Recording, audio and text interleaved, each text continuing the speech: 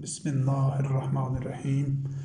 Rabbi औज़ु बिका मिन हमज़ातिश्शयातीन व औज़ु बिका रब्बि अन यहज़ुरून।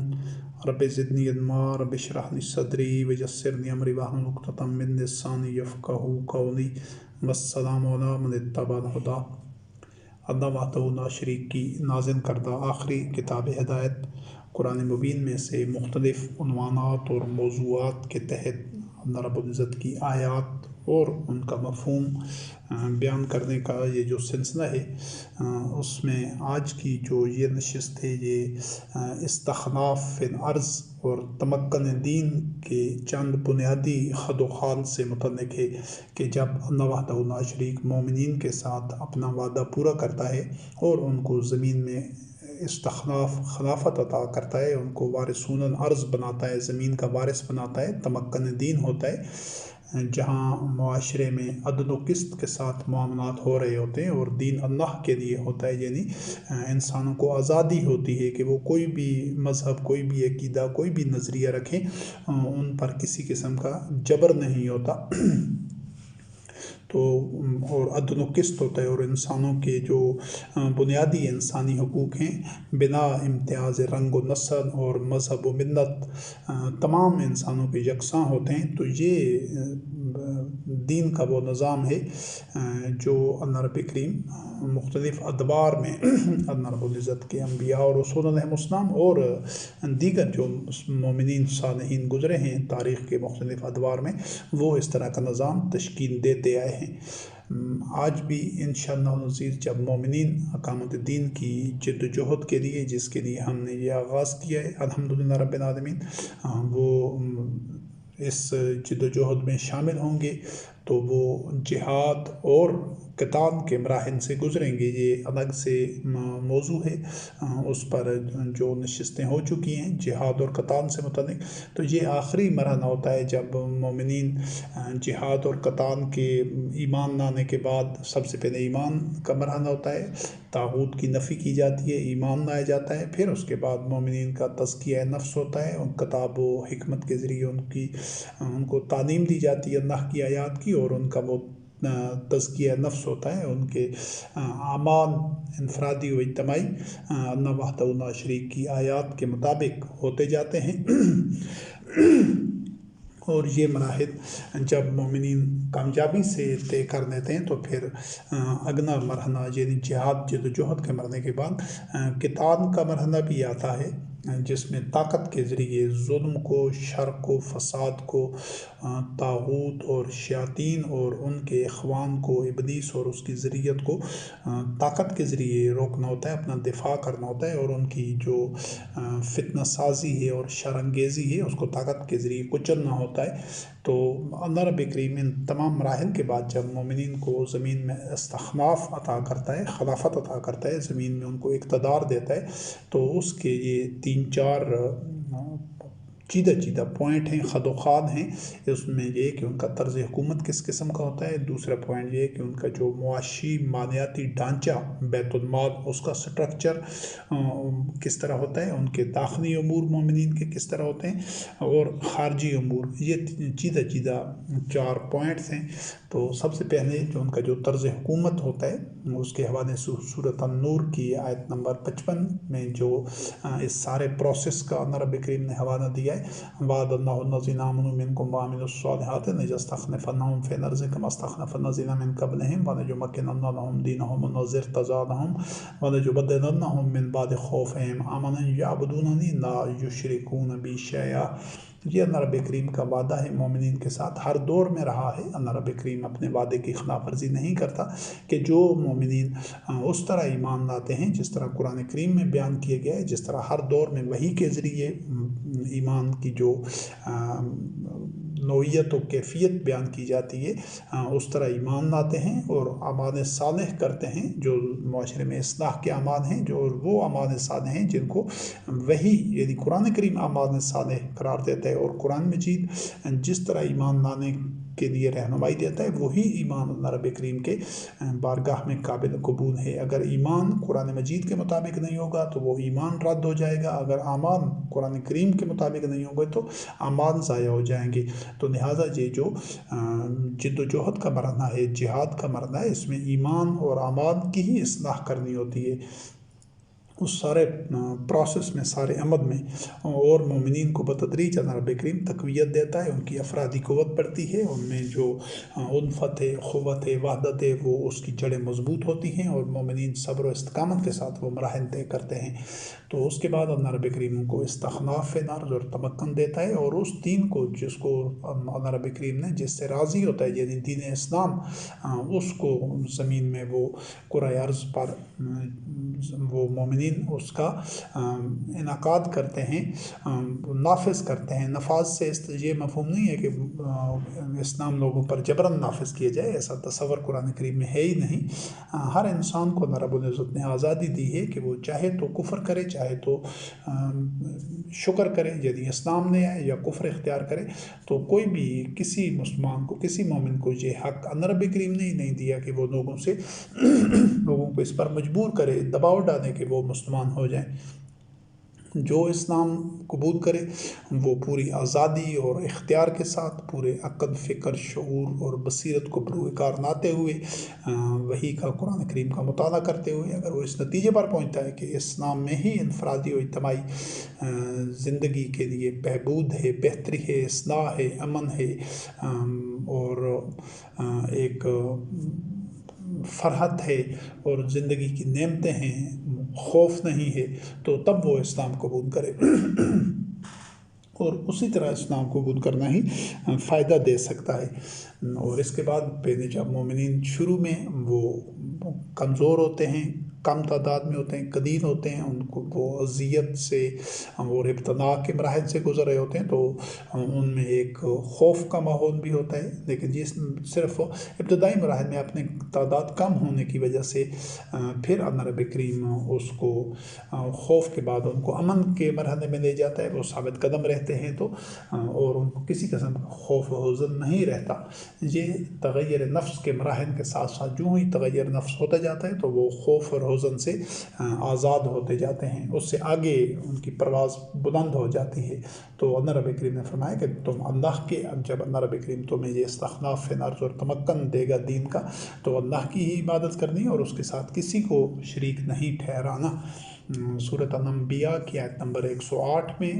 اللہ رب کریم نے فرمایا قُلْ إِنَّمَا يُوحَىٰ إِلَيَّ أَنَّمَا إِلَٰهُكُمْ إِلَٰهٌ وَاحِدٌ فَهَلْ أَنْتُمْ مُسْلِمُونَ، کہ مومنین کو اللہ رب العزت استخلاف دیتا ہے اس وقت بھی، اور جب وہ ابتدا اور آزمائش سے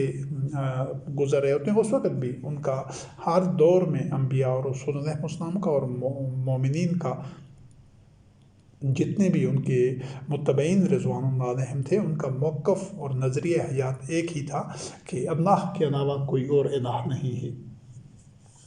تو یہی چیز تمام انبیاء علیہ السلام پر وحی کی جاتی تھی، اور اسی چیز کو ہی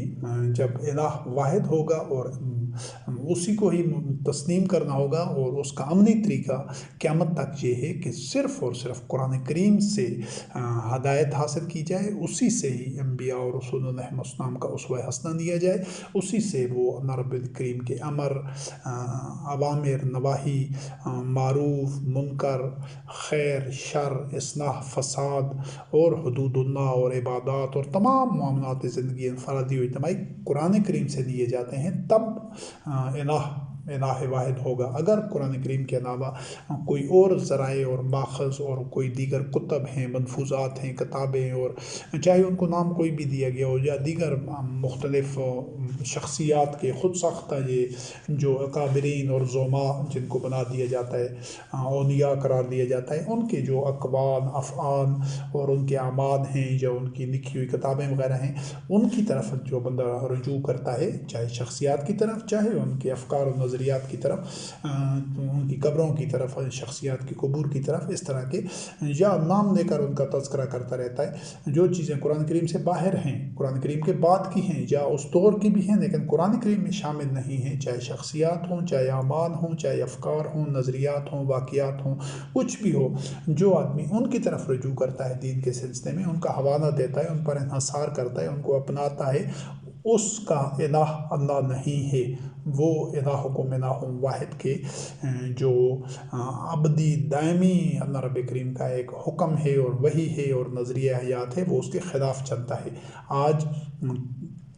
ساری کی ساری جو مسلم قوم ہے، الا ماشاء اللہ کوئی استثناء ممکن ہے، لیکن اکثریت، بھاری اکثریت کا الہ واحد نہیں ہے، کیونکہ انہوں نے قرآن کریم کے ساتھ اور متعدد کتب، شخصیات اور نظریہ حیات اور اعمال اور عبادات اور افعال قرآن کریم سے باہر کے اپنائے ہوئے ہیں۔ تو یہ پہلے الہکم الہ واحد ہونا ضروری ہے۔ یہ ایمان اور اعمال صالح کے سلسلے میں جب یہ ہوگا تو تب جا کر ان کے اعمال درست ہوں گے، ایمان درست ہوگا، نظریہ حیات درست ہوگا، تو پھر اعمال درست ہوں گے، تب استخلاف فی الارض ملے گا۔ اور سورۃ الشورى کی آیت نمبر 38 اور 39 ہے، وَالَّذِينَ اسْتَجَابُوا لِرَبِّهِمْ وَأَقَامُوا الصَّلَاةَ وَأَمْرُهُمْ شُورَىٰ بَيْنَهُمْ وَمِمَّا رَزَقْنَاهُمْ يُنْفِقُونَ وَالَّذِينَ إِذَا أَصَابَهُمُ الْبَغْيُ هُمْ يَنتَصِرُونَ، کہ جو اپنے رب کا حکم مانتے ہیں، صلاۃ کا قیام کرتے ہیں، اقامت صلاۃ کرتے ہیں، اور ان کے جو امور ہوتے ہیں تمام معاملہ زندگی میں وہ باہمی مشاورت سے ہوتے ہیں، یعنی اس میں کوئی ایسا نہیں ہوتا کہ یہ کوئی محض ایک آدمی کی کوئی ڈکٹیٹرشپ ہوتی ہے، نہیں، اس میں وہ مشاورت کا عمل ہوتا ہے، ایک شورا ہوتی ہے، وہ جو ان کا امام ہوتا ہے، امام المتقین ہوتا ہے، جو صاحب امر ہوتا ہے، وہ جو اہل لوگ ہوتے ہیں، راسخون فی العلم ہوتے ہیں، مختلف شعبوں کے ماہرین ہوتے ہیں، ان سے وحی کے اتباع کے سلسلے میں مشاورت کرتا ہے، پھر امر کو حتمی کرتا ہے اسی کے فیصلے کے مطابق، اور پھر جو عرف طے ہوتا ہے، جو قواعد و ضوابط اور پالیسیاں بنتی ہیں، تمام مومنین نے پھر اس کو سمعنا و اطعنا، آمنا و صدقنا، سلم و تسلیما کی روش اپناتے ہوئے ان کو اپنانا ہوتا ہے۔ اس میں کوئی حزب اختلاف کا تصور نہیں ہے، اور نہ کوئی اس میں واک آؤٹ کرنے کا تصور ہے، اور نہ اس کے خلاف ووٹ دینے کا تصور ہے، ایسا کوئی تصور ہی نہیں دین میں۔ دین میں اطاعت ہے، اور اس کے تحت وہ سب کی ساری نوع انسانی کی منفعت کے لیے پالیسیاں بنائی جاتی ہیں، وہ محض مسلمان قوم کے مفادات کو یا اس کو ترجیح پر نہیں رکھا جاتا، وہ سب نوع انسانی کے لیے اس حکمت عملی میں، اس پالیسی میں سب کے لیے خیر خواہی ہوتی ہے، اور سب کی منفعت کو یقینی بنایا جاتا ہے۔ اور جو مومنین جو ہوتے ہیں، جب اللہ رب کریم ان کو اس طرح شورا کے ذریعے اپنے معاملات چلاتے ہیں، تو اگر ان کو کوئی سرکش لوگ ہوتے ہیں، جو مفسدین ہوتے ہیں، جو طاغوت ہوتے ہیں، جو اعداء اللہ ہوتے ہیں، اللہ کے دشمن ہوتے ہیں، دین کے دشمن، انسانیت کے دشمن، جب وہ سرکشی کرتے ہیں اس نظام کو سبوداج کرنے کے لیے انفرادی و اجتماعی جس حیثیت سے، تو مومنین اس کا رد کرتے ہیں، اس کا توڑ کرتے ہیں، اور ان کی اس جو ریشہ دوانیاں ہیں، سرکشی ہے، بغاوت ہے، اس کو مومنین کچلتے ہیں، لیکن زیادتی نہیں کرتے، وہ اس حد تک بدلہ لیتے ہیں جس حد تک زیادتی کی گئی ہوتی ہے۔ وہ بدلہ لینے میں بھی مومنین کبھی حدود فراموش نہیں ہوتے، وہ ہمیشہ اللہ وحدہ لا شریک کی حدود کو مد نظر رکھتے ہیں، اور عدل اور قسط کے ساتھ معاملات کرتے ہیں۔ سورۃ انفال کی آیت نمبر 5 سے لے کر 8 تک ہیں، کما اخرجک ربک من بیتک بالحق وان فریقا من المؤمنین لکارہون یجادلون فی الحق بعد ما تبین کانما یساقون الی الموت وهم ينظرون واذ یعدکم اللہ احدی الطائفتین انها لکم وتودون ان غیر ذات الشوکۃ تکون لکم ویرید اللہ ان یحق الحق بکلماتہ ویقطع دابر الکافرین لیحق الحق ویبطل الباطل ولو کرہ المجرمون۔ ان آیات میں اللہ وحدہ لا شریک نے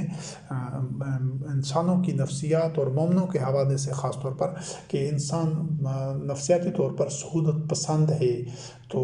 لیکن اللہ وحدہ لا شریک حق کو حق اور باطل کو باطل کر کے نکھار کے واضح طور پر ایک فیصلہ کر دیتا ہے۔ اس وجہ سے نبی کریم علیہ السلام رحمۃ للعالمین خاتم النبیین جب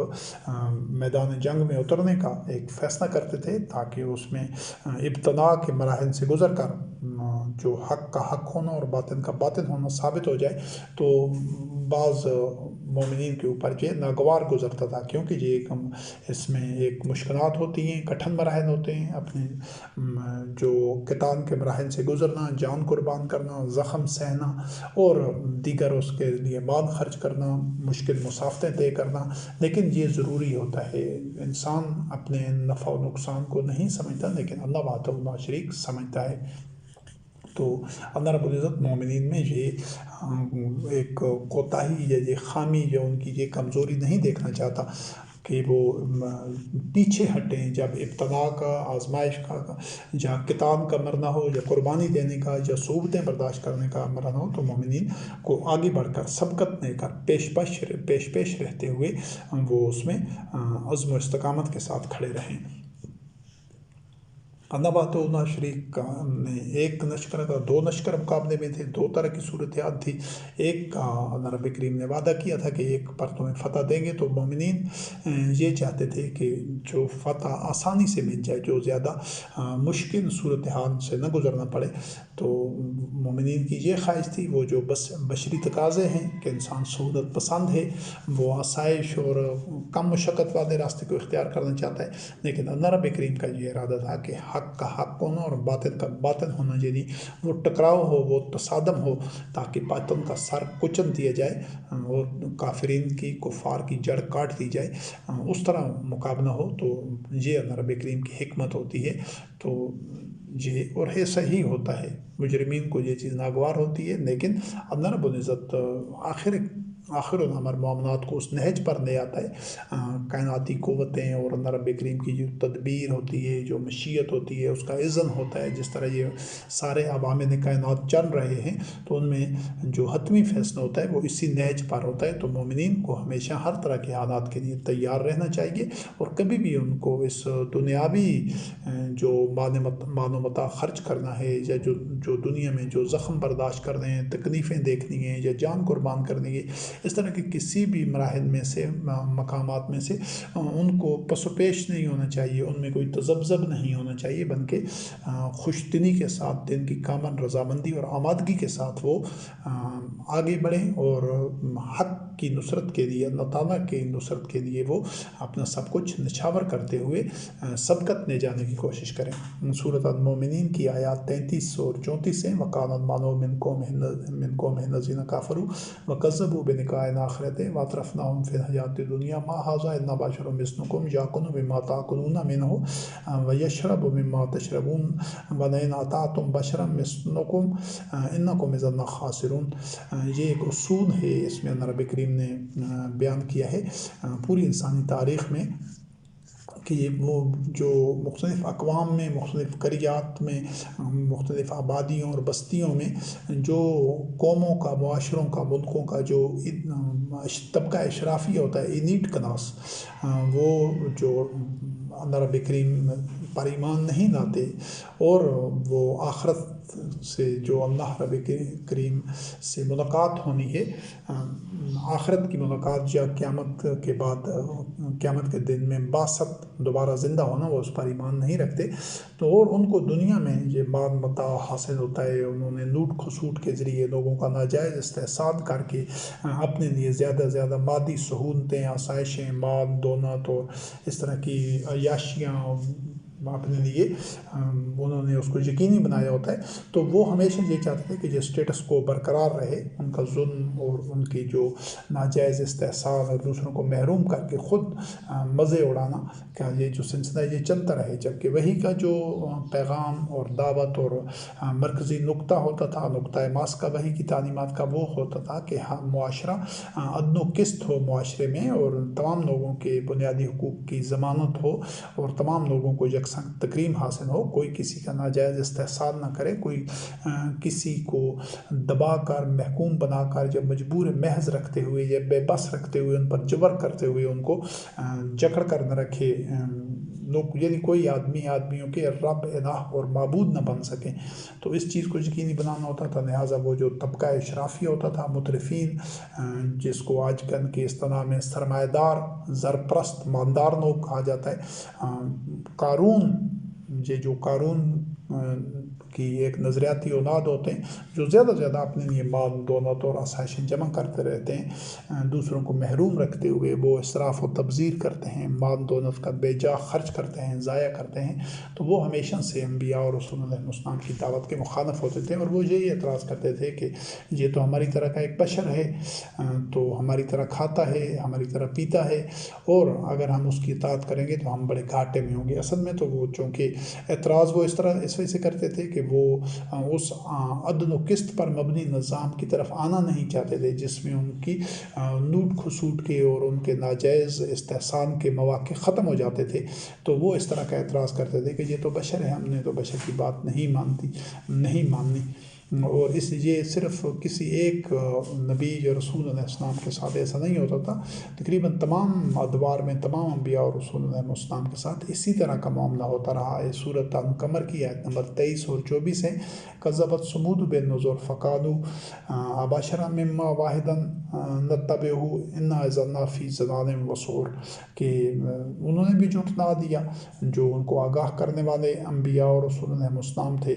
تو انہوں نے کہا کہ کیا ہم ایک بشر کا اتباع کریں، اور اگر ہم نے ایسا کیا تو ہم تو پھر گمراہی میں ہوں گے۔ اسی طرح یہ سورۃ آل عمران کی آیت نمبر 4 ہے، اس میں جو کوشان رب کریم نے بیان کیا ہے، وَلْتَكُن مِّنكُمْ أُمَّةٌ يَدْعُونَ إِلَى الْخَيْرِ وَيَأْمُرُونَ بِالْمَعْرُوفِ وَيَنْهَوْنَ عَنِ الْمُنكَرِ وَأُولَٰئِكَ هُمُ الْمُفْلِحُونَ۔ یہ وہ لوگ ہوتے ہیں کہ تم میں ایک ایسی امت ہونی چاہیے جو کہ خیر کی طرف دعوت دے اور لوگوں کو معروف کے مطابق امر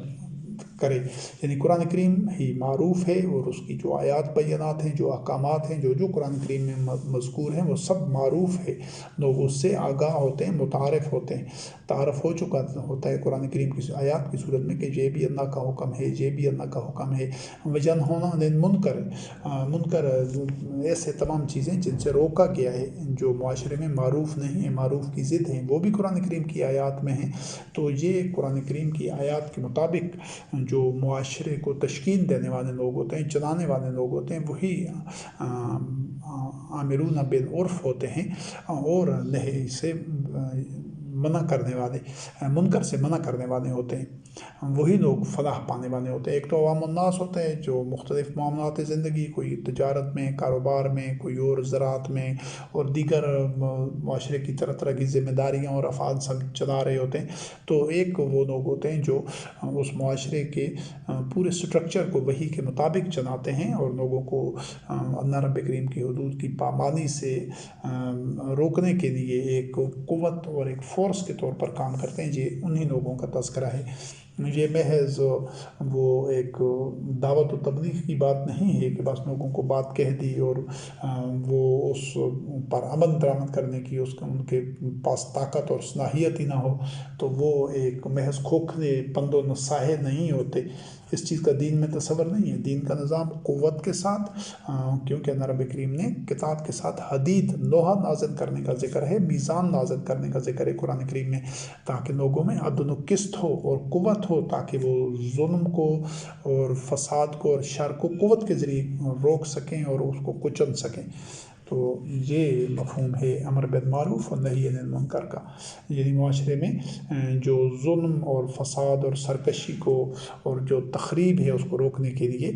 جو لوگ مامور ہوتے ہیں، جو لوگ اپنی ذمہ داریاں پوری کر رہے ہوتے ہیں، وہی امر بالمعروف اور نہی عن المنکر کا فریضہ ادا کر رہے ہوتے ہیں۔ باقی تمام جو مومنین ہوتے ہیں انہوں نے ان کا ساتھ دینا ہوتا ہے، ان کے ساتھ تعاون کرنا ہوتا ہے، تاکہ پورا معاشرہ اللہ وحدہ لا شریک کی آیات کا، قرآن کریم کا اتباع کر رہا ہو۔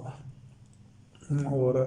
اس سلسلے میں سورۃ البقرہ کی آیت نمبر 273 ہے، للفقراء الذین احصروا فی سبیل اللہ لا یستطیعون ضربا فی الارض یحسبهم الجاہل اغنیاء من التعفف تعرفهم بسیماہم لا یسألون الناس الحافا وما تنفقوا من خیر فإن اللہ بہ علیم۔ تو اس عہد میں، جس عہد میں قرآن کریم نازل ہو رہا تھا، تو ایسے ضرورت مند لوگ بھی تھے جو زمین میں چل پھر نہیں سکتے تھے، یعنی وہ معیشت کے لیے، روزگار کے لیے، کسب معاش کے لیے سفر نہیں کر سکتے تھے، وہ اللہ کے راستے میں رکے ہوئے تھے، تو وہ ان کے لیے بھی ہے۔ اور دوسرے لوگ سمجھتے تھے کہ یہ تو ان کو کوئی ضرورت نہیں ہے، عام لوگ دیکھنے سے غنی ہیں، یعنی ان کی ضروریات پوری ہو رہی ہیں، کیونکہ وہ لوگوں سے نپٹ کر یا لوگوں سے منت سماجت کر کے لوگوں سے مدد یا اعانت یا مال کی تمنا نہیں کرتے تھے، مال دولت کی۔ تو جبکہ اللہ رب کریم نے فرمایا کہ ایسے لوگوں کو ان پر تم خرچ کرو، یعنی نظام ان لوگوں پر خرچ کرے، تو یہ ان کے لیے بہتر ہے، اور اللہ رب کریم کو ہر چیز کا علم ہے۔ اس آیت سے یہ ایک رہنمائی ملتی ہے کہ جو لوگ یہی وہ امر بالمعروف و نہی عن المنکر کے فریضے پر ہوں گے، جو لوگ یہ حکومتی اہلکار ہوں گے، اپنی ذمہ داریاں پوری کر رہے ہوں گے، تو ان کے جو ان کا کل وقتی طور پر وہ کوئی معاش کا ان کا کوئی اور ذریعہ نہیں ہوگا، ان کی ساری توانائیاں، صلاحیتیں، اوقات وہ اقامت دین کے لیے ہوں گے، وہ امر بالمعروف و نہی عن المنکر کے لیے ہوں گے، وہ معاشرے میں عدل و قسط کو یقینی بنائیں گے تاکہ کوئی جرم، سرکشی اور فساد برپا نہ کر سکے، کوئی کسی کے حقوق کو سلب نہ کر سکے۔ اس مقصد کے لیے چونکہ انہوں نے اپنی زندگیاں وقف کی ہوئی ہوتی ہیں، تو ان کی جو ضروریات ہیں وہ پوری کرنا یہ حکومت کی ذمہ داری ہے۔ تو یہ اس سلسلے میں ان کو، لیکن یہ ہے کہ ان کو معاوضہ مناسب حد تک ملنا چاہیے، نہ اس میں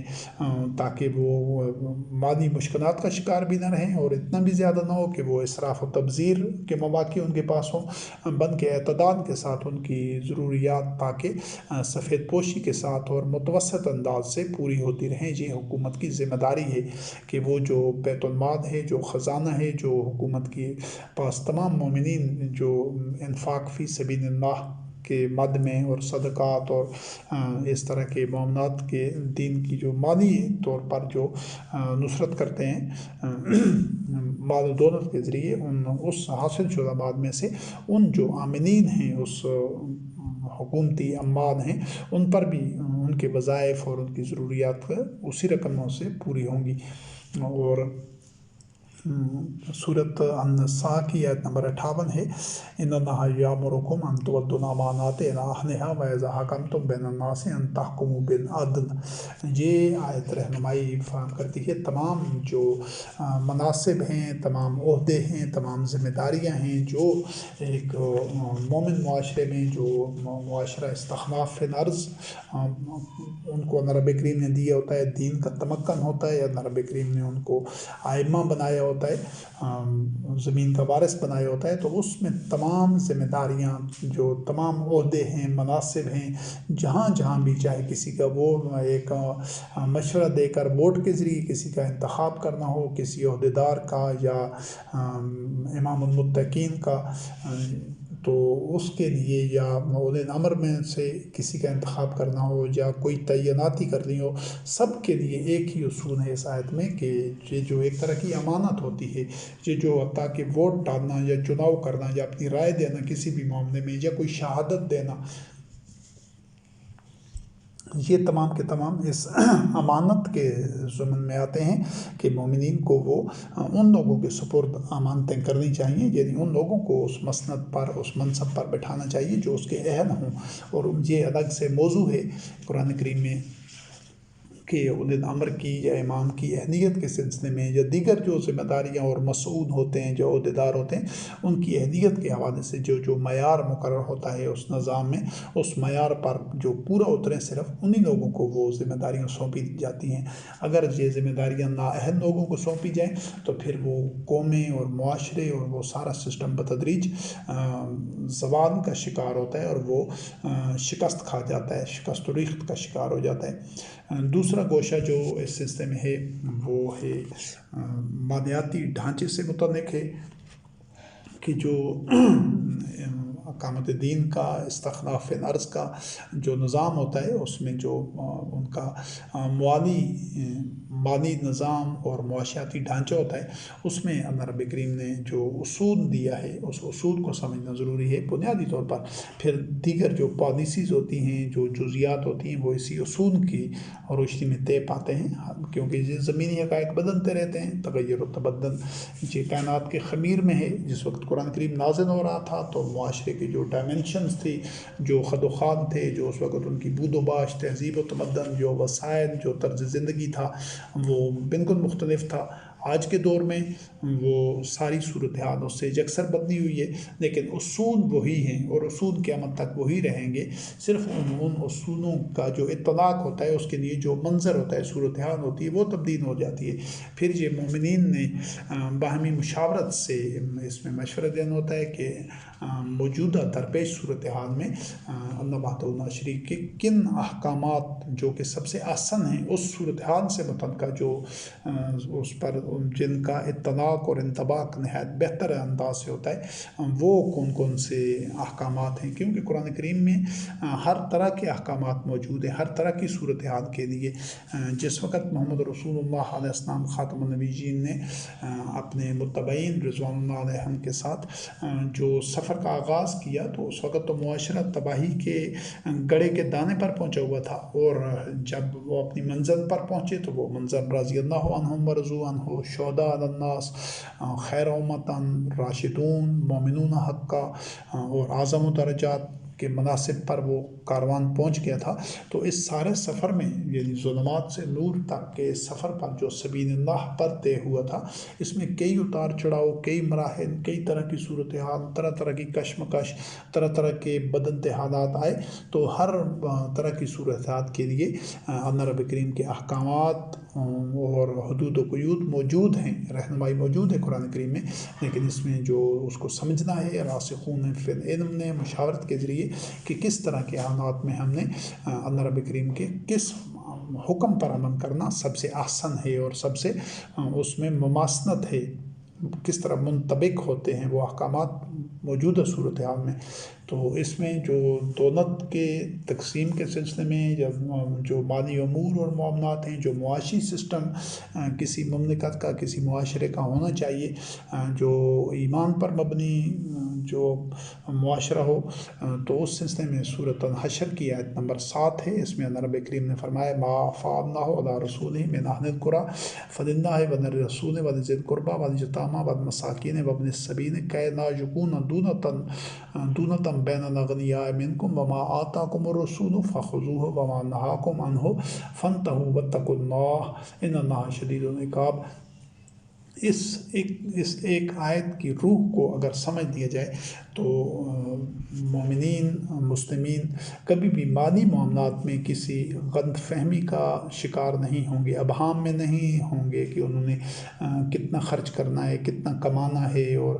کہاں کہاں یا کس طرح خرچ کرنا ہے۔ وہ سب کے لیے ایک اصول ان کو مل جاتا ہے کہ ان کا یہ مالی معاملات میں رویہ اور نفسیات اور کردار کیا ہونا چاہیے۔ تو اللہ رب کریم نے، چونکہ اس وقت قرآن کریم نازل ہو رہا تھا، محمد رسول اللہ علیہ السلام خاتم النبیین رحمت للعالمین کے قلب اطہر پر، اب چونکہ قیامت تک کسی اور نبی نے تو نہیں آنا، لیکن وہ جو سٹرکچر ہے، وہ ڈھانچہ ہے، وہ قیامت تک چلنا تھا اور چلنا چاہیے۔ لیکن یہ جب ہم اپنے سامنے عصر حاضر میں دیکھتے ہیں زمینی حقائق کی روشنی میں، تو ایسا وہ ڈھانچہ اور سٹرکچر نہیں ہے جس کی بنیاد قرآن کریم پر ہو، لیکن یہ قائم ہونا ضروری ہے۔ اس کے بغیر یہ انسانیت کی جو مجدار میں آئی ہوئی نیا ہے، یہ جو کشتی ہچکولے کھا رہی ہے، طوفانوں کی زد میں ہے، تلاطم خیز موجوں کے رحم و کرم پر ہے، تو اس کو غرق ہونے سے اور تباہ ہونے سے بچانے کے لیے آخر کار الٹیمیٹلی انسان کو وحی کا اتباع کرنا ہوگا۔ اگر وہ وحی کا اتباع نہیں کرتے، اسی طرح معاشرے تشکیل نہیں دیتے جس طرح تمام انبیاء اور رسول علیہ السلام نے ایک اجتماعی معاشرتی سٹرکچر، ایک ڈھانچہ، ایک میکانزم اور ایک مشینری اور ایک سیٹ اپ بنایا تھا، اس طرح اگر نہیں بنایا جاتا تو اور کوئی شارٹ کٹ، کوئی اور حل ہی نہیں ہے نوع انسانی کو تباہی سے بچانے کا۔ یہ واحد راستہ ہے۔ اب نوع انسانی اپنے جو ان کی جرائم جرائم ہیں مجموعی طور پر ساری نوع انسانی کے تمام مذاہب کے ماننے والوں کے تمام اقوام کے ہر ایک کے جرم کی نوعیت مختلف ہے، لیکن اس میں سارے نتھڑے ہوئے ہیں انہی ظلمات میں، اسی دن میں۔ جو ترقی یافتہ اقوام ہیں ان کے جرائم کی نوعیت اور ہے، اور جو پسماندہ اقوام ہیں، جو مذہبی معاشرے ہیں خاص طور پر، ان کے جرائم کی نوعیت اور ہے۔ تو بہرحال ہیں اس میں سب ایک ہی تھیلی کے چٹے بٹے ہیں۔ ان سب کو جس تباہی کے دہانے پر یہ پہنچ چکے ہیں، بالکل اسی طرح جس طرح قرآن کریم کے نازل ہونے کے عہد میں عرب جو تہذیب و تمدن تھا، جو عرب کے لوگ تھے، وہ آگ کے گھڑے کے کنارے پر پہنچے ہوئے تھے، تو آج بھی ساری نوع انسانی، چاہے وہ اقوام جدید ہوں، ترقی یافتہ اقوام ہوں یا پسماندہ اقوام، تمام کے تمام جو اقوام ہیں، معاشرے ہیں، ممالک ہیں،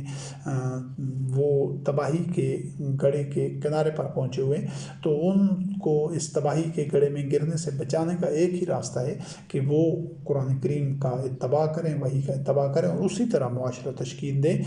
جس طرح انبیاء اور رسول علیہ السلام وحی کی بنیادوں پر مختلف ادوار میں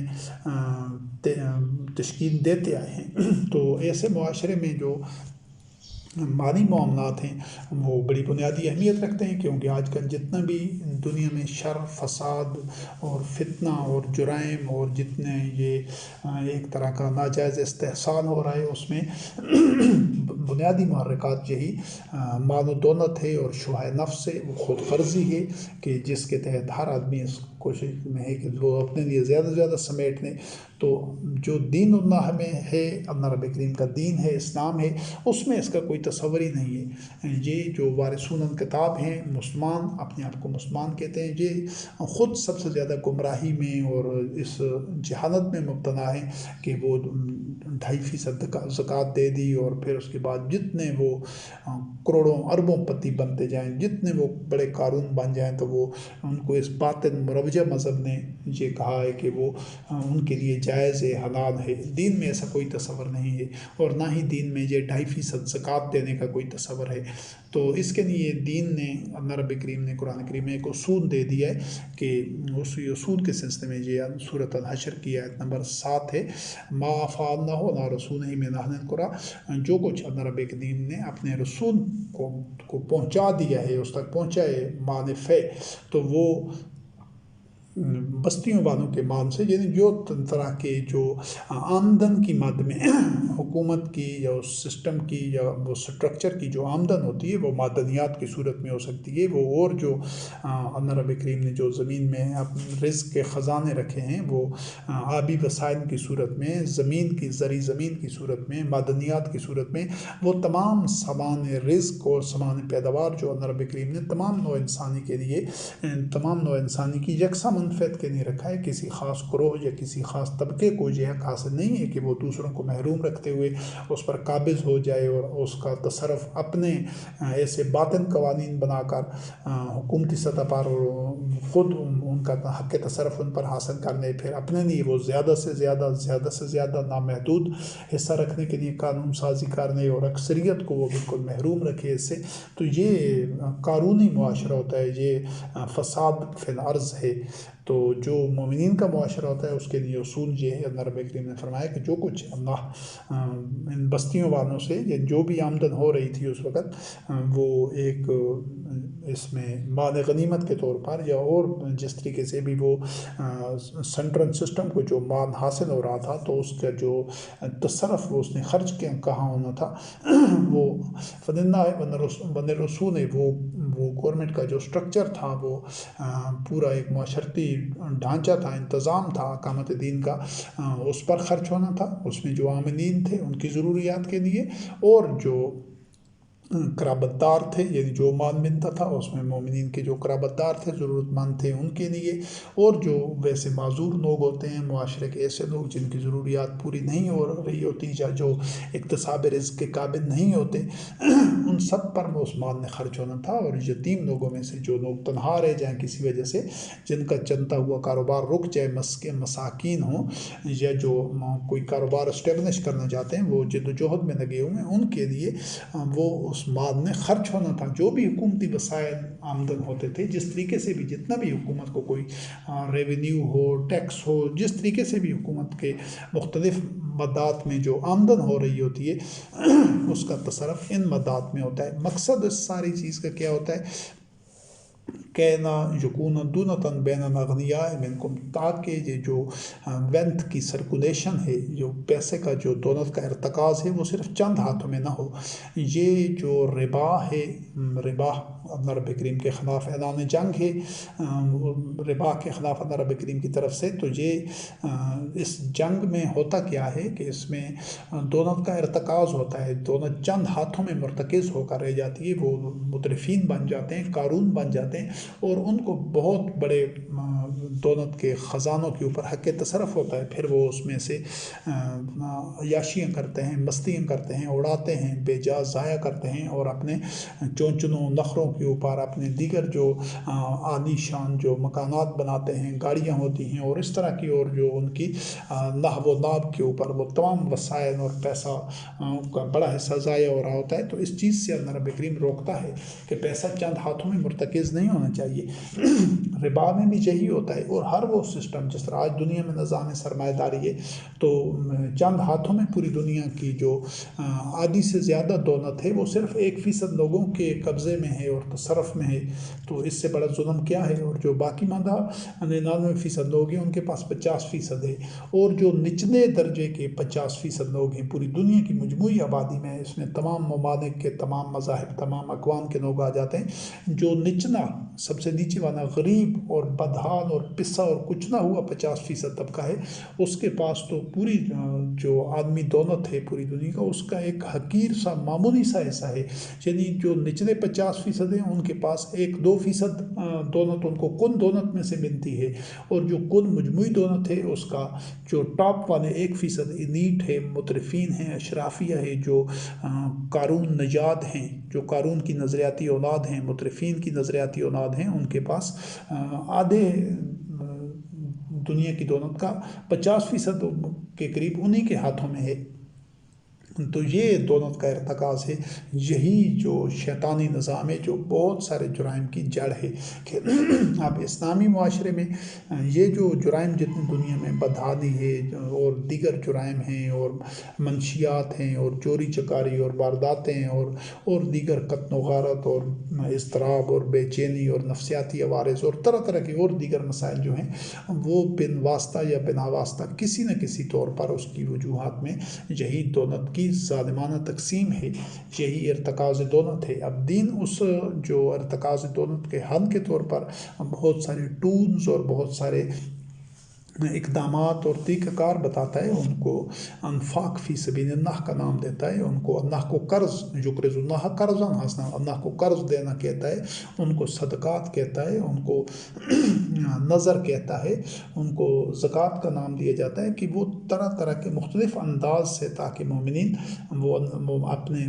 اپنے پاس پیسہ سمیٹنے کے شوہ نفس سے، اس کیفیت سے نکلنے کے جامع مانا معدد ہو، کہ اپنے پاس زیادہ سے زیادہ پیسہ ہو۔ وہ اس نفسیات کو کی جڑ کاٹنا چاہتا ہے اللہ رب کریم۔ تو اب موجودہ مذہب میں یہ ہے کہ ایک بندہ ہے کہ وہ 2.5% زکوٰۃ اگر دے بھی دیتا ہے، لیکن وہ پھر بھی بنیا نہ رہے، اور اسی طرح اسراف و تبذیر کر رہا ہے، اور اس کو یہ باطل مذہب نے کہہ دیا ہے کہ اب اس کا یہ جو 100 میں سے 2.5% اس نے دے دیا ہے، تو یہ جو 97% ہے اس کے لیے حلال ہے، جائز ہے، جبکہ یہ باطل تصور ہے۔ تو جب تک یہ نفسیات ختم نہیں ہوتی شوہ نفس کی، شوہ نفس وہ کیفیت ہوتی ہے جس میں تھوڑا سا پانی ہو، گرمی کا موسم ہو اور بہت سارے پیاسے لوگ ہوں، تو وہ اس پانی کے لیے چھینا چھپٹی کر رہے ہوں، اور ہر کوئی چاہتا ہو کہ میں اپنی پیاس بجھا لوں، دوسرے کے لیے پانی بچے یا نہ بچے، دوسرے کو ملتا ہے نہیں ملتا، مجھے اس کی پرواہ نہیں ہے۔ یہ جو نفسیات ہیں اس کو شوہ نفس کہا جاتا ہے۔ مومنین کبھی شوہ نفس میں مبتلا نہیں ہو سکتے۔ جو یہ قارون کی نظریاتی اولاد ہوتے ہیں، وہ قارون نژاد، وہ شوہ نفس میں مبتلا ہوتے ہیں، اور آج آپ دیکھتے ہیں کہ پوری دنیا کی بھاری اکثریت بلا امتیاز رنگ و نسل و مذہب و ملت تمام نو انسانی انا ماشاء اللہ وہ شوہ نفس میں مبتلا ہیں. اسی وجہ سے جو دنیا میں سارا شر فساد مبتلا اور پیدا ہو چکا ہے، جبکہ مومنین اس کے برعکس ایک تو ارتکاز دونت نہیں کرتے، اور دوسرا یہ ہے کہ وہ شوہ نفس کی بجائے وہ ایثار کے جذبے سے سرشار ہوتے ہیں. ایثار کیا ہے؟ ایثار یہ ہے کہ خود قدر تنگی میں رہ کر دوسرے مومن بھائیوں کو تنگی سے نکالنا، ان پر خرچ کرنا، ان کو وجہ نوارزات نہ دے دینا، ان پر خرچ کرنا تاکہ ان کی ضرورتیں نہ رکی رہیں، خود تھوڑی سی گرانی اور تنگی اور مشکل بھی برداشت کر لینا. یہ دو رویے ایک دوسرے کی ضد ہیں. جس طرح ایک نور ہے، دوسرے ظلمات ہیں. یہ جو ایثار ہے یہ نور ہے، اور جو شوہ نفس ہے وہ ظلمات ہے. تو دین میں یہ اصول ہے. اب ہر مومن اس اصول کا اپنے اوپر اطلاق کر کے دیکھے کہ کیا وہ زیادہ سے زیادہ دولت سمیٹنا نہیں چاہتا. ہر انسان یہ خود اپنے تجزیہ اور احتساب خود کر سکتا ہے، تو اس کو پتہ چل جائے گا کہ میں جو مومنین کی صف میں ہوں یا میں مترفین اور قارون نجادوں کی صف میں ہوں. تو اور اس میں جو اصول ہے تقسیم کا، رب کریم نے فرمایا کہ وہ مقصد اور جو رہنما اصول تو دے دیا گیا ہے کہ وہ دولت چند ہاتھوں میں مرتکز نہیں ہونی چاہیے. اور پھر اس کو تقسیم کس طرح کرنا ہے، اس سٹرکچر نے، اس نظام نے، کہ جو کچھ بھی اس نظام کی طرف سے مل جائے اس کو مومنین دے دیں، اور جس حد سے زیادہ وہ نظام روک دے کہ نہیں اس حد کو کراس نہیں کرنا، اس سے آگے نہیں بڑھنا، تو مومنین کو رک جانا چاہیے اور اللہ کا تقوی اختیار کرنا چاہیے. جو ایسا نہیں کرتا تو اللہ رب کریم اللہ رب العزت کی پکڑ سخت ہے. اور سورۃ فاطر کی آیت نمبر 10 ہے، من کان یرید العزت فللہ العزت جمیعا علیہ یصعد کلمۃ الطیب والعمل الصالح یرفعہ والذین یمکرون السیئات لہم عذاب شدید ومکر اولئک ھو الجبور. کہ جو بھی بندہ عزت کا طالب ہے تو عزت تو اللہ کے لیے ہے، اور ساری کی ساری، اور کلمہ طیبہ اسی کی طرف بلند ہوتا ہے، اور عمل صالح بھی. اور جو لوگ بری چالیں چلتے ہیں، وہ ریشہ دوانیاں کرتے ہیں، سازشیں کرتے ہیں، ان کے لیے عذاب شدید ہے. اور ان کا جو چالیں ہیں، مکر ہیں، وہ کامیاب ہونے والی نہیں، وہ ثمرآور ہونے والی نہیں ہیں، بلکہ وہ تباہ و برباد ہو جاتی ہیں. تو یہ جو اللہ رب کریم کے لیے عزت ہے، ساری کی ساری، جو بھی عزت چاہتا ہے تو وہ اللہ رب کریم کے. تو یہ دنیا میں اس کا عملی مظہر یہ ہوتا ہے کہ وہ جو اس چیز پر یقین رکھتے ہیں کہ عزت اور ذلت اللہ کے ہاتھ میں ہے، اور اللہ کی مشیت کے مطابق اور اس کے عزت کے مطابق ملتی ہے، تو ان کو چاہیے ہوتا ہے کہ وہ ایمان لائیں، تقوی اختیار کریں، اور وہ جو اقامت دین کا جو نظام ہوتا ہے، جو سٹرکچر ہوتا ہے، اس کو سپورٹ کریں. اس کی اس کو جو تمام اس کی پالیسیز ہیں، جو اقدامات ہیں، جو قواعد و ضوابط اور رہنما اصول اور طریقہ کار وہ وضع کر رہے ہوتے ہیں، جو امر طے کر رہے ہوتے ہیں، جو عرف طے کر رہے ہوتے ہیں، اور جو اللہ کی آیات کے اتباع کے لیے وہ حکمت عملی وضع کرتے ہیں، تو تمام مومنین کو چاہیے کہ وہ اس کی سپورٹ کریں، اس میں تعاون کریں، اور بڑھ چڑھ کر اس میں حصہ دیں اور اس کو کامیاب بنائیں. تو اس چیز کو سمجھنا ضروری ہے. اور جو لوگ اس کو سپوتاج کرنے کے لیے وہ ایسی سٹرگل کرتے ہیں، وہ ایسی رویہ اپناتے ہیں، ایسی پالیسیاں اپناتے ہیں، چلاتے ہیں، ایسے ہیلے بہانے، ایسے چور راستے بناتے ہیں تاکہ کسی طرح اقامت دین کے اور تمکن فی الارض کے اس نظام کو سپوتاج کریں، اس کو ناکام کریں، تو ان کے لیے اللہ رب کریم کا عذاب ہوتا ہے، اور وہ تباہی سے آخر کار دو چار ہوتے ہیں. سورۃ النساء کی آیت نمبر 138 اور 39 میں ہے، بشر المنافقین بان لهم عذابا الیما الذین یتخذون الکافرین اولیاء من دون المؤمنین یبتغون عندهم العزۃ فان العزۃ للہ جمیعا. وہی بات یہاں پر بھی دہرائی گئی ہے کہ وہ جو منافقین تھے ان کے لیے تو دردناک عذاب تھا. وہ جو اللہ کے دشمن تھے، اسلام کے دشمن تھے، مومنین کے دشمن تھے، نو انسانی کے جو دشمن تھے، ان سے وہ گٹھ جوڑ کرتے تھے. وہ جو باطل نظام پر، وہ جو نظام سرمایہ داری اور زرپرستی پر جمے رہنا چاہتے تھے، اس کی بقا کے لیے جو کوشش کر رہے تھے، تو منافقین بظاہر یہ کہتے تھے کہ ہم مسلمان ہیں، مسلمانوں مومنین کی صفوں میں آ جاتے تھے، لیکن در پردہ وہ انہی شیاطین کے ساتھ ان کا گٹھ جوڑ ہوتا تھا. تو کیوں کہ وہ اس ایک بدگمانی میں مبتلا تھے کہ یہ مسلمان تو شکست کھا جائیں گے، ناکام ہو جائیں گے، ان کا نظریہ کامیاب نہیں ہوگا، تو تاکہ ہمیں کوئی زند اور نقصان نہ پہنچے، ہمیں یہی وہ جو طاغوت تھے اور جو سرمایہ پرست تھے اور جو بڑے بڑے شیاطین تھے وہ ہمیں پروٹیکشن دیں گے۔ یعنی کہ منافقین سب کی سب عزت اللہ رب کریم کے پاس ہے، اس چیز پر یقین نہیں رکھتے تھے، بلکہ وہ یہ سمجھتے تھے کہ ہمیں ان جو باطن پرست ہیں، جو باطن کے سرغنے ہیں، جو طاغوت ہیں، ان کے پاس اختیارات ہیں، ان کے پاس دولت ہے، ان کا اثر و رسوخ ہے، تو ہم ان کے ساتھ اٹیچ رہیں گے، ان کے ساتھ جڑے رہیں گے تو ہمیں تقویت ملے گی اور تحفظ ملے گا۔ یہی ان کی منافقت تھی، اور اسی وجہ سے منافقین کو اللہ رب کریم نے فی الدرک الاسفل من النار، جہنم کے نچلے کنارے میں قرار دیا ہے۔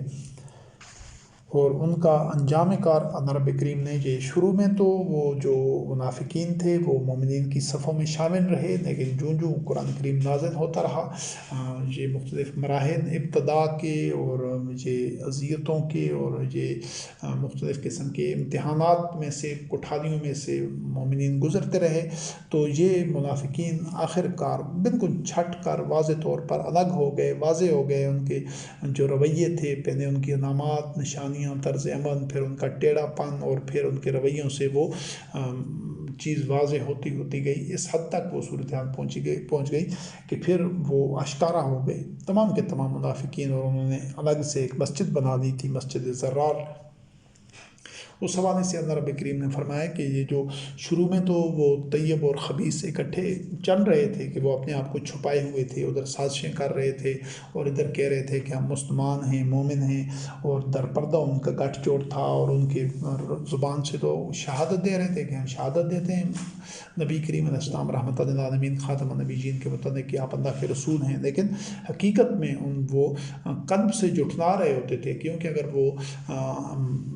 حقیقت میں ایمان لے آ چکے ہوتے اور وہ اپنے دعویٰ ایمان میں صادق ہوتے تو وہ اپنے جان مال پیش کر دیتے، وہ ہمیشہ پیش رہتے، نہ جان کو بچانا چاہتے، نہ مشکلوں سے پیچھے ہٹتے، نہ مال کو سنبھال کر سمیٹ کر رکھنا چاہتے، اور نہ ہی طاغوت کی طرف وہ کبھی رجوع کرتے یا رخ کرتے اگر وہ مومن ہوتے، اور مومنین اسی طرح ہی کر رہے تھے، لیکن منافقین ایسا نہیں کر رہے تھے۔ تو وہ یہ منافقین بتدریج علیحدہ ہوتے گئے، انہوں نے ایک الگ سے مسجد بنا دی، مسجد زرار،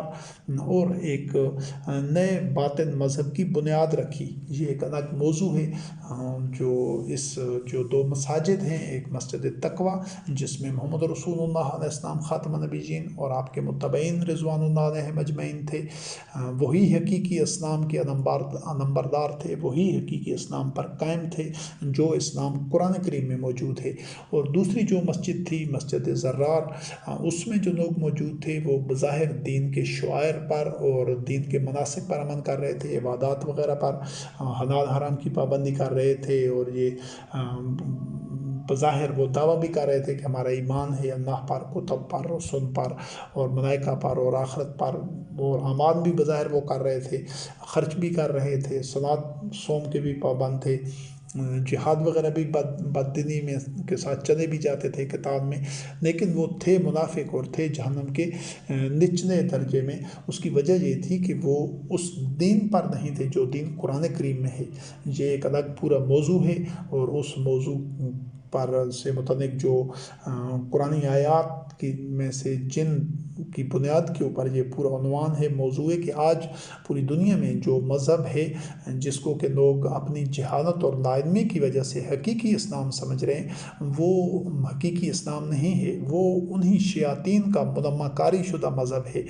اور اس کو مسخ کر دیا گیا دین کی حقیقی تعلیمات کو، چاہے وہ معیشت کا شعبہ ہو، چاہے معاشرت کا ہو، یا اخلاقیات کا، یا انفرادی و اجتماعی زندگی کا، کہ اس کو جو اللہ رب العزت کا نازل کردہ دین ہے اس میں وحی کے علاوہ کوئی اور عنصر کا شائبہ تک نہیں ہے، اس کی پوری اساس، پوری بنیاد، پوری عمارت، تمام شعبے، تمام فیچرز، خد و خال اور تمام ڈائمنشنز وہ صرف اور صرف اللہ کی آیات پر ہیں، مکمل طور پر اللہ کی آیات سے باہر اس کا کوئی جزء بھی نہیں ہے، اس دین کا کوئی شعبہ اور گوشہ نہیں ہے۔ جبکہ یہ جو مروجہ مذہب ہے جس کو اسلام کا نام دیا جاتا ہے، اس میں جو قرآن کریم ہے یا اللہ کی آیات ہیں یا وحی ہے، وہ علامتی طور پر تو ضرور شامل ہے، نمائشی اور آرائشی انداز سے، ورنہ پوری مسلمان قوم کی جو بھاری اکثریت ہے، الا ماشاء اللہ، شاید ہی کوئی ایسا استثناء ہو، تو وہ جو تمام کی تمام اکثریت ہے وہ عملی طور پر غیر از قرآن مواد کے اوپر ان کا پورے جو بنیاد ہے مذہب کی، وہ قرآن کریم سے باہر ہے، وہ قرآن کریم سے محض علامتی طور پر آشنا ہیں، اور اس کے تقاضوں کو اور اس کی وسعتوں اور گہرائیوں کو اور اس کے مقصود و منتہا کو برائے نام ہی جانتے ہیں، کیونکہ وجہ یہی ہے کہ وہ جو قرآن کریم کی بنیاد پر جو دین تھا، جو محمد رسول اللہ علیہ السلام خاتم النبیین اور آپ کے متبعین رضوان اللہ علیہ ہم نے جس کی بنیاد رکھی تھی، وہ صرف اور صرف قرآن کریم میں موجود ہے۔ تو یہ جو مذہب ہے یہ انہیں شیاطین کا، منافقین کا بنایا گیا ہے، جو محمد رسول اللہ علیہ السلام کی وفات کے بعد، موت کے بعد بتدریج معاشرے میں اس کو متعارف کرایا گیا، رائج کیا گیا اور اپنایا گیا، اور حقیقی جو دین ہے جو قرآن کریم میں ہے وہ لوگوں کی نظروں سے اوجھل ہوتا گیا، اور اب صدیوں سے جو مسلمان ہیں وہ اسی دین کے جو شیاطین کا بنایا ہوا ہے اسی کے اتنے خوگر اور عادی ہو چکے ہیں کہ وہ یہ عقل و فکر سے کام ہی نہیں لیتے، یہ سوچ بچار ہی نہیں کرتے کہ ہم اس سنت میں، تفرقہ میں، اختلافات میں، بغین بینہم میں، اور کیوں ہیں ہم، کیوں مستضعفین ہیں، کیوں عباد الطاغوت ہیں، کیوں نہ دنیا کے ہیں نہ آخرت کے ہیں، اور طاغوت ہمارے اوپر مسلط کیوں ہیں، یہ چیز کبھی سوچتے ہی نہیں۔ ایسا نہیں ہو سکتا کہ ہم اسی دین پر ہوں جس پر تمام انبیاء اور رسول علیہ السلام تھے اور ہماری یہ حالت ہو۔ تو جو یہ سوچتے ہیں وہ قرآن کریم میں سے اس کی وجوہات تلاش کرتے ہیں، قرآن کریم میں سے اس دین کے خد و خال، فیچرز اور اس کی ڈائمنشنز اور مختلف کوشش جب دیکھتے ہیں تو ان پر یہ حقیقت اشکارا ہو جاتی ہے کہ اس دین کو مسخ دیا گیا ہے، اس پر یہ باطن کے اوپر حق کی منمہ کاری کی گئی ہے۔ بظاہر یہ وہی اسلام لگتا ہے جو کہ محمد رسول اللہ علیہ السلام خاتم النبیین کے قلب اطہر پر قرآن کریم کی صورت میں نازل ہوا تھا، اور جس نے وہ عظیم الشان اور وہ لاجواب نتائج دیے تھے، مومنین کے ساتھ اللہ رب کریم کے وعدے پورے ہوئے تھے۔ بظاہر دیکھنے میں یہی لگتا ہے کہ اس میں وہ جو حلال حرام ہے، جو عبادات ہیں، جو مناسک ہیں، شعائر ہیں، ان میں سے بہت ساری چیزوں سے یہی ایک دھوکہ کھاتا ہے آدمی کہ یہ تو وہی دین ہے، لیکن یہ کوئی نہیں سوچتا کہ اس کے نتائج کیوں نہیں مل رہے وہی جو محمد رسول اللہ علیہ السلام خاتم النبیین اور آپ کے متبعین رضوان اللہ علیہم کو ملے تھے۔ جو لوگ یہ سوچتے ہیں، عقل و فکر، شعور، بصیرت سے کام لیتے ہیں، اللہ کی آیات میں تفکر کرتے ہیں، تو ان کو یہ حقیقت اشکارا ہو جاتی ہے کہ یہ مذہب شیاطین کا گھڑا ہوا ہے۔ اس کا الگ سے ایک پورا موضوع ہے، اس موضوع کے اوپر جب آڈیو ریکارڈنگ آئے گی تو وہ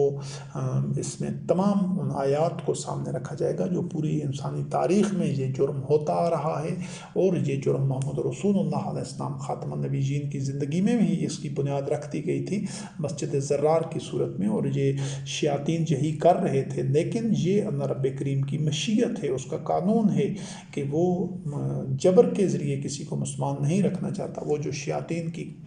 گھڑی ہوئی چیزیں تھیں، وہ جو باطن مذہب تھا، ہر زمانے میں وہ ایسے لوگوں کے لیے ہوتا ہے، ایسے لوگ اس کی طرف مائل ہوتے ہیں جو آخرت پر ایمان نہیں رکھتے، جن کے قلوب میں بیماری ہوتی ہے، وہ وہی کی طرف نہیں آتے، وہ دوسرے مذہب کی طرف بھاگ کر جاتے ہیں جو شیاطین کا کھڑا ہوتا ہے۔ تو آج ہر آدمی چاہے وہ کسی خطے میں ہو، کسی علاقے میں ہو، کسی ملک میں ہو،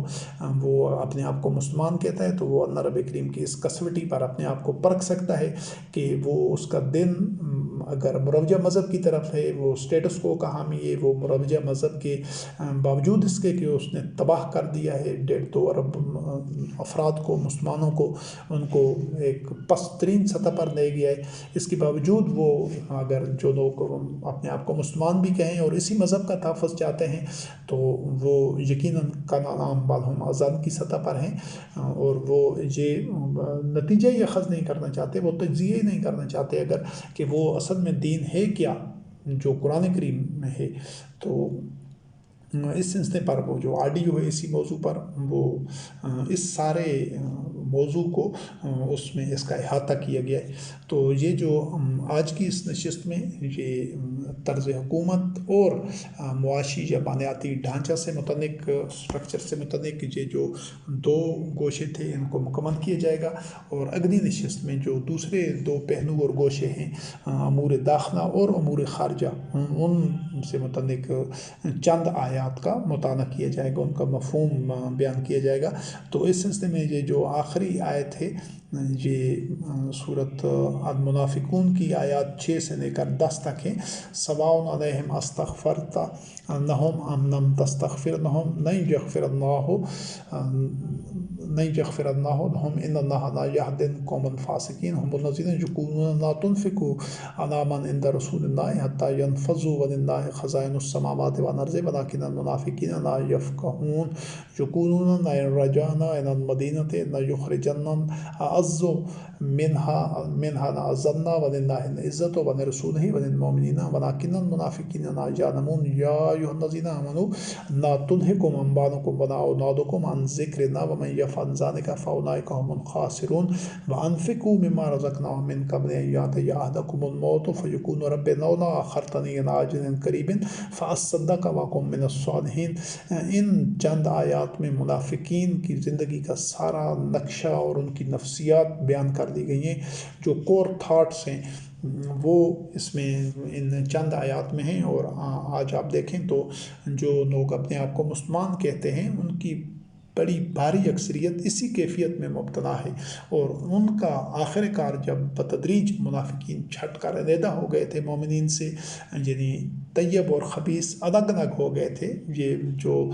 وقت کی گردش ہوتی ہے، یہ مختلف اتار چڑھاؤ اور آزمائشیں، ابتلا ہوتے ہیں، یہ کٹھن مراحل ہوتے ہیں، ان میں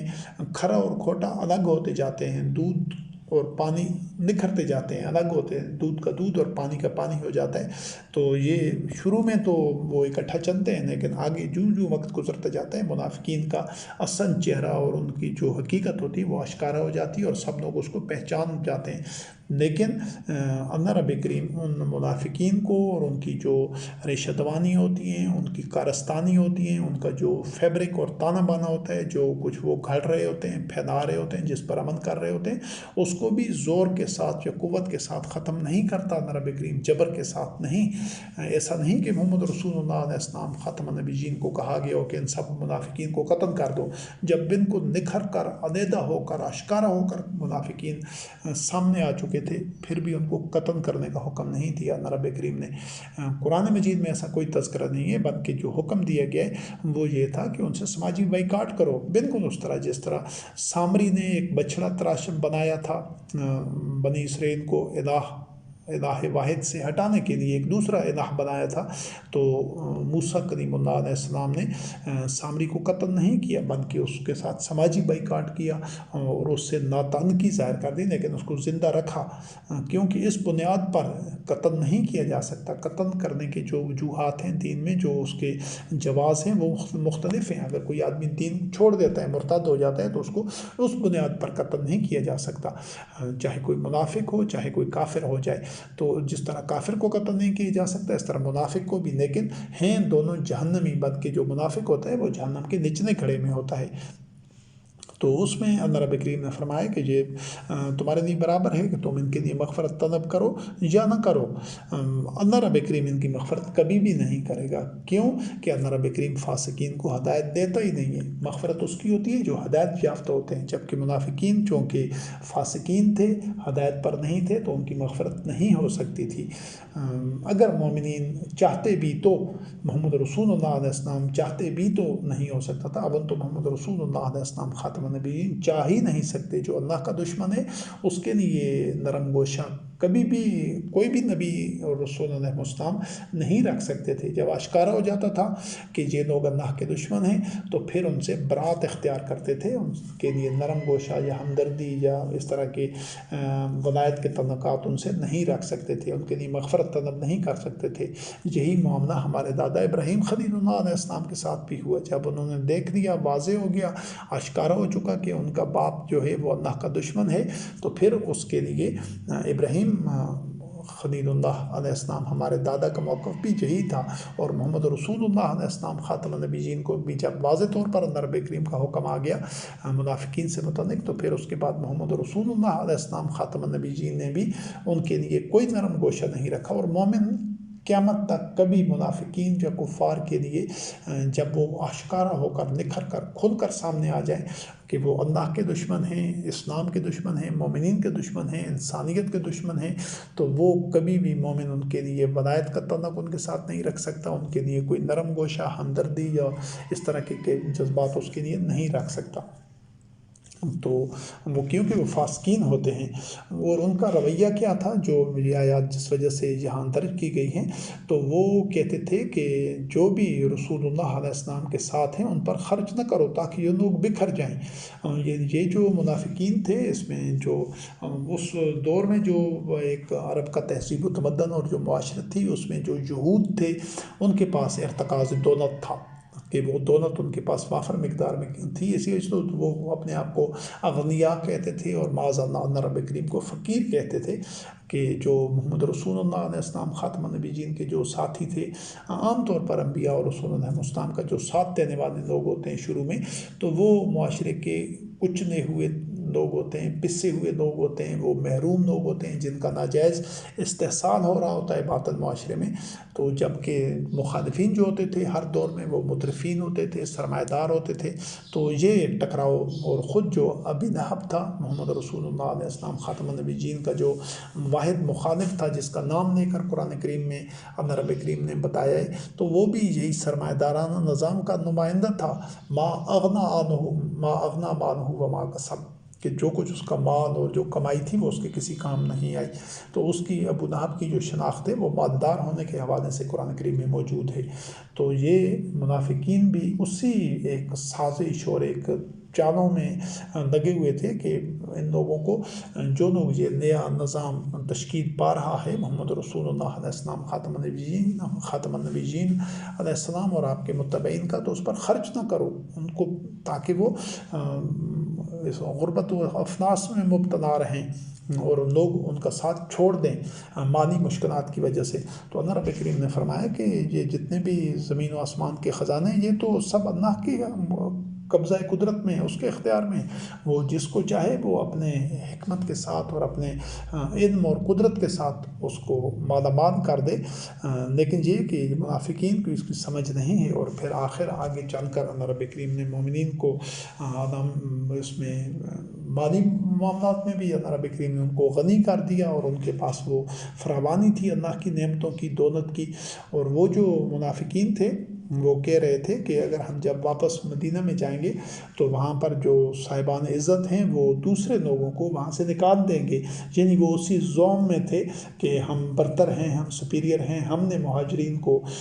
اس میں ایک ان کے ساتھ ان کی نصرت کی ہے، ان کو یہ تقویت دی ہے دین کو، تو وہ اس زام میں تھے کہ یہ عزت ان کی ہماری وجہ سے ہے، اور وہ خود ان کی اپنی ساز باز اور گٹھ جوڑ طاغوت اور شیاطین کے ساتھ تھی جو اللہ کے دشمن تھے۔ تو اللہ رب کریم نے فرمایا کہ عزت تو اللہ کے لیے ہے سب کی سب، اور اس کے رسول علیہ السلام کے لیے اور مومنین کے لیے، لیکن ولکن المنافقین لا یعلمون، لیکن منافقین کو اس حقیقت کا علم ہی نہیں ہے۔ اور آخرکار پھر منافقین ذلیل و رسوا ہوئے، اور وہ جو مشرکین تھے، کفار تھے، ان کی بھی وہ جو قوت تھی وہ پاش ہو گئی، اور ان کا وہ جو تہذیب و تمدن تھا، وہ جو باطن پر مبنی نظام تھا، وہ چاہے منافقین تھے، یہود تھے، نصارہ تھے، کفار تھے، مشرکین تھے، سب اپنے منطقی انجام تک پہنچے کہ باطن کا انجام ہمیشہ وہی ہوتا ہے۔ تو اللہ رب کریم نے فرمایا کہ مومنین اور ہمیشہ کے لیے یہ جو مالیاتی اور معاشی ڈھانچہ ہے، یا بیت المال یا مالی امور ہیں، اس کے لیے اللہ رب کریم نے فرمایا کہ یا ایھا الذین آمنوا لا تلھکم اموالکم واولادکم عن ذکر اللہ، کہ اے ایمان والوں تمہارے مال، اولاد اور یہ تمام جو مادی نسبتیں ہیں، رشتے ہیں، اور یہ جو پسندیدہ چیزیں ہیں، مکانات ہیں، اور سونا چاندی ہے، اور دیگر چیزیں ہیں، اموال ہیں ہر طرح کے، اور عزیز و اقارب ہیں، تو یہ تمہیں اللہ کے ذکر سے غافل نہ کریں۔ یعنی ایسا نہیں ہے کہ تم ان میں منہمک ہو کر، ان کو محبوب رکھ کر تم اللہ رب کریم کی اطاعت سے محروم رہ جاؤ، یا تم ان کی محبت میں اتنے جکڑے گئے ہو کہ تم یہ مال دولت خرچ نہ کرو یا عزیز و اقارب کو نہ چھوڑ سکو، اگر چھوڑنا دین کا تقاضا ہو تو اگر جو کوئی ایسا کرے گا تو وہ گھاٹے میں رہے گا، اور تم خرچ کرو جو کچھ رب نے تمہیں رزق دیا ہے، اس سے پہلے کہ تم میں سے کسی پر موت آ جائے۔ اور پھر اس وقت جب وہ حقیقت دیکھے گا تو وہ کہے گا کہ اللہ تم نے مجھے کچھ وقت کے لیے اور مہلت کیوں نہیں دی تاکہ میں وہ اپنے دعوی ایمان کی تصدیق کرتا اور صالحین میں سے ہو جاتا۔ دعوی ایمان کی جو تصدیق ہے وہ عمل سے ہوتی ہے، جب انسان مال خرچ کرتا ہے، دیگر اذیتیں برداشت کرتا ہے، اور ضرورت پڑے تو اللہ وحدہ لا شریک کی نصرت کے لیے اپنی جان تک قربان کر دیتا ہے۔ تو یہی لوگ ہوتے ہیں جو صادق ہوتے ہیں، جو اپنے دعوی ایمان کو سچ ثابت کرنے والے ہوتے ہیں۔ یہ جو کاذبین ہوتے ہیں، منافقین، وہ زبان سے تو دعویٰ کرتے ہیں کہ ہم اپنا جان و مال اللہ کو بیچ چکے ہیں، اور وہ بظاہر عبادات پر کاربند ہوتے ہیں، شعائر پر، لیکن عملی طور پر وہ کاذبین جھوٹے کیوں ہوتے ہیں کہ وہ اپنے دعوی ایمان کی عمل کے ذریعے تصدیق نہیں کر رہے ہوتے۔ تو یہ دو گوشے جو استخلاف فی الارض تمکن دین سے متعلق تھے، کہ ان کا گورنمنٹل سٹرکچر کس طرح ہوگا، اور ان کی جو مالی معاملات ہیں، معاشی ڈھانچہ ہے، اس کے خد و خان کیا ہوں گے۔ آج کی اس نشست کو یہاں پر مکمل کرتے ہیں، اور انشاءاللہ اگلی نشست میں اس کی جو دوسرے دو گوشے ہیں کہ مومنین کے داخلہ امور کیا ہوں گے اور خارجہ امور کس طرح ہوں گے، ان کے لیے جو رہنما اصول ہیں چند آیات میں ان کو بیان کیا جائے گا۔ والسلام علی من اتبع الہدی۔